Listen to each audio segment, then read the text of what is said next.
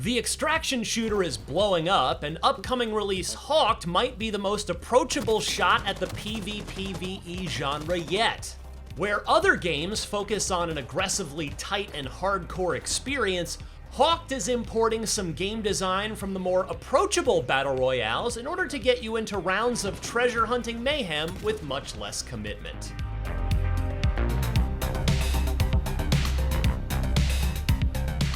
The setup is simple. You and a team of friends pop up on an island overrun with lizard monsters to recover valuable and seemingly magical artifacts from the ancient ruins there before the lizards, or the other treasure hunters, can do the same. Artifacts are the reason we've come to exile. They're powerful, insightful, and oh so valuable. Taking out camps of lizards lets you loot new weapons and gear for this trip out, while going around solving puzzles gets you the key pieces of info you need to open up the treasure vault at the core of each round.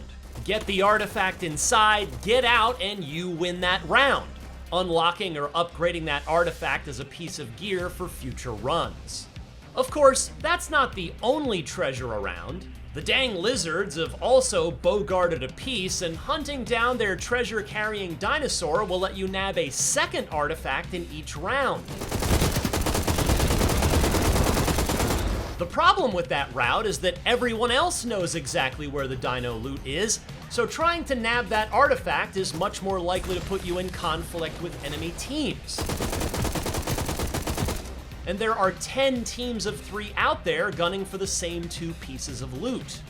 For all of that though, the map didn't feel crowded during the preview. Most of the match was exploring, taking down lizards to gear up, and finding clues to the vault. Lizards are all over the place too, meaning that if your team is willing to pick a few fights, they can get their preferred gear pretty quickly.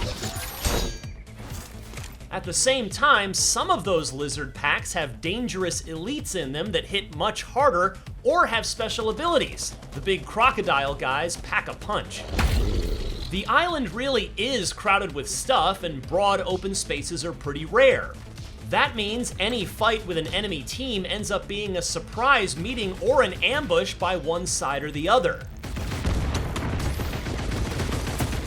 The thick jungle, constant ravines and cliffs, and densely placed ruins are all tightly placed, and long lines of sight are hard to find while cover is plentiful. That's good, because while you do have a recharging shield, getting caught in the open under fire is a death sentence.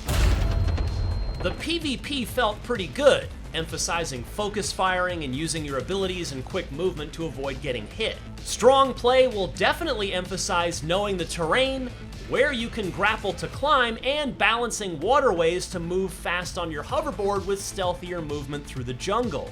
At the same time, abilities that do stuff like drop a barrier or heal allies are going to be clutch. You can revive your teammates, but it's a lengthy process that's not going to happen often mid-fight. Hawked's most unique thing is definitely the exploring and puzzle solving that go along with the environment. The puzzle very close, Renegade. Each clue to the vault combination is found at a site that itself has some kind of puzzle to solve or event to do. The simplest just challenges your team to stay in a circle for a limited time while enemies spawn. The more complex ones have you solving problems like memory puzzles where you have to remember a pattern and then recreate it, or a puzzle where you have to align symbols to match a predetermined order. For me, that was actually the coolest part of Hawked. These kinds of many-player battle games engage a really specific part of your brain that wants to spot small details, tiny movements, and gauge environments for danger. You're often focused on which weapon you should use or upgrade to grab, or what your teammate is doing. Having to then activate the more broad, analytical, creative part of your brain to match symbols or identify a pattern was a great change of pace and challenge in an otherwise pretty fast-paced shooter. Hawked has an established aesthetic, riffing on what's popular now without too much of its own unique vibe. Whether that works for you is probably already decided. What's going to sell Hawked then is definitely the core gameplay.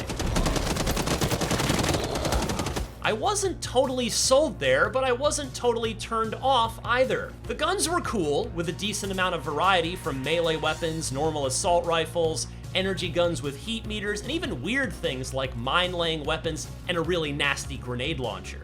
Despite the variety though, the feel of moving and shooting wasn't quite as satisfying as I'd like it to be. Hawk has a lot of movement abilities with its traversal tool letting you grapple, swing, and climb lots of points around the map, but it's not always clear how you should approach them, and the experience of climbing or swinging upwards didn't quite flow into movement the way I'd want it to. Guns had the opposite problem, perhaps a little too smooth without enough feedback to differentiate the types of weapons. I'll stick around to see how it changes and improves before and after release, because Hawk looks like it'll be a great game for casual rounds before and after other games with long playtimes. If the games are flowing freely, then Hawk will fill that gap with something satisfying that also has long-term progression to buy into. For more previews of the biggest upcoming games, don't miss our hands-on impressions of RoboCop Rogue City, and for everything else in the world of video games, stick with IGN.